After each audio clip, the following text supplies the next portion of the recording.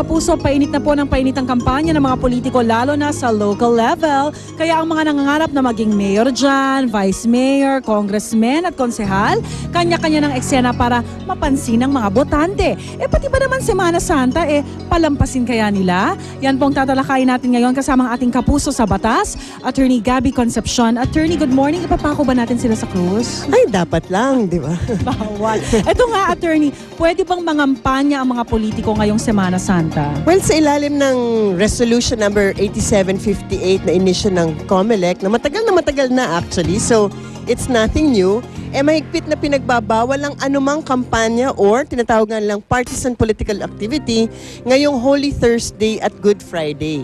Actually, sa ilalim po ng batas natin, sa buong campaign period, actually 4 na araw lamang ang bawal mangampanya. Of course, yung dalawa dyan, Huwebes Santo, Biyernes Santo, at yung mismong araw ng eleksyon, okay, May 10, of course naman, di ba?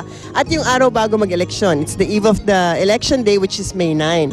So maliban po sa mga 4 na araw na yon, pwede silang mamiesta, magpamudmud ng flyers, makipagkamay 24 hours a day, 7 days a week, except for those 2 days ngayong Semana Santa.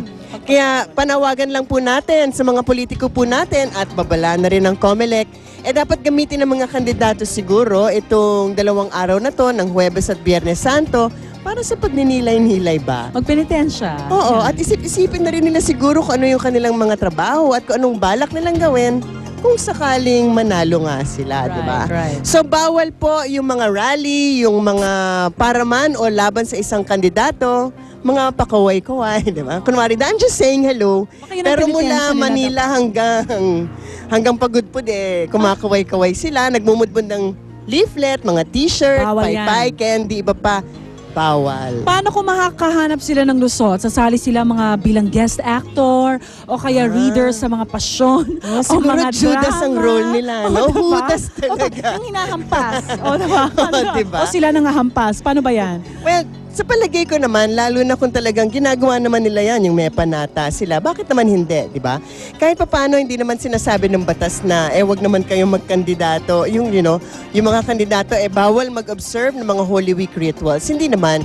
Wag lang yung mukhang ginagamit talaga nila yung pagkakataon para kumubra ng mga wag vote for me. So, wag naman yung vote for me. Yun talaga namang, dapat naman, magpakita naman sila ng konting takot sa Diyos. At kahihiyan din naman, diba? Paano naman yung mga pagsabit ng posters, Attorney? Saan ba dapat lang mag-post ng campaign posters itong mga politiko? Well, unang-una, yung mga posters and leaflets na yan, meron pong mga requirements yan sa ilalim ng batas, diba? Yung mga leaflets, mga pamphlets, hindi lalampas by 8.5 by 14. Parang coupon band lang. Yung mga posters ho naman, hindi dapat lalaki pa sa 2 feet by 3 feet kahit na gano'n sila kagwapo. O diba? Kung hindi sila gwapo, liitan na lang nila. Susunod ba yan? At yung mga streamers, 3 feet by 8 feet lamang, diba?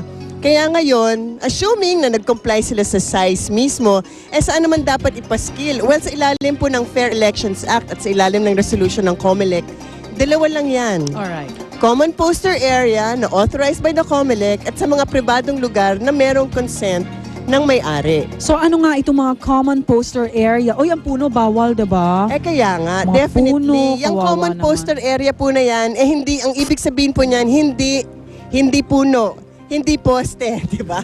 Parang may nakita ako sa puno, may nakita ako sa poste. Meron naman talaga, di ba? Kaya nakakainis, di ba? So yung common poster area, actually, dapat yun yung mga allowed areas. At saka in writing na inauthorize ng COMELEC through the city or the municipal election officer. May listahan dapat kung saan ang mga common poster areas. At usually, dapat located lamang ito sa mga plaza, sa barangay center, sa mga palengke, kung saan maraming mga tao, di ba? Yes. So other than that, hindi po dapat magpaskil. Katulad nga po nung nakikita natin kung saan-saan na lang, di ba?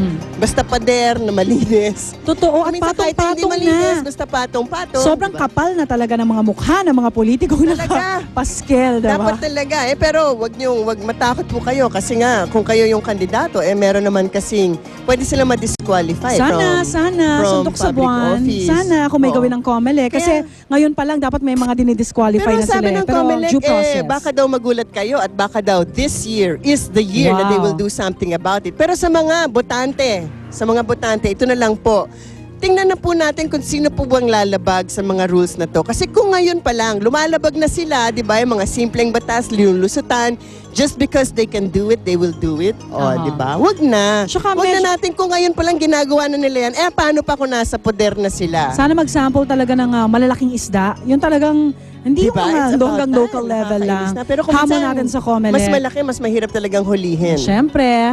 Ayan, sana marami po kayo napulot na impormasyon legal sa ating talakayan. Attorney, have a blessed Holy Week. I will pray. Magtika, magnilay. Alright, mga kapuso, magbabalik po ang unang hirit. Diyan lang po kayo.